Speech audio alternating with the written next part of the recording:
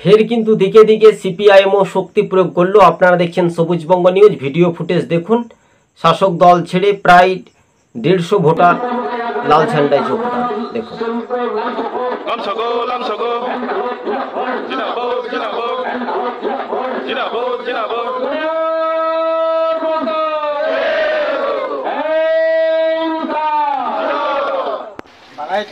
হ্যাঁ দর্শক বন্ধুগণ, দেখতে পেলেন এবার রাজ্য রাজনীতিতেই ত্রিপুরার প্রাক্তন যিনি মুখ্যমন্ত্রী মানিক সরকার থেকে ত্রিপুরার যিনি বিরোধী দলনেতা জিতেন্দ্র চৌধুরীদের স্পষ্ট বার্তা।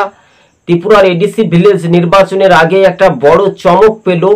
তো শেষ পর্যন্ত বিজেপির জোট সঙ্গী মোথা বা আইপিএফটি ছেড়ে অর্থাৎ সিপিআইএমে সামিল হওয়া বা বিজেপি ছেড়ে সিপিএমে যোগদান, ঘরের ছেলে ঘরেই ফিরল, এমনটাই মনে করছেন রাজনৈতিক মহল। আজকে ছিল আমাদের এই পর্যন্ত প্রতিবেদন।